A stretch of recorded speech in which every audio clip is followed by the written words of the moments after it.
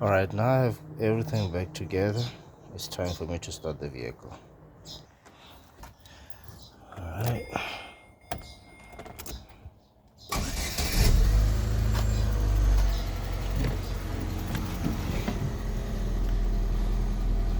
No shakiness, no nothing, no rough idling.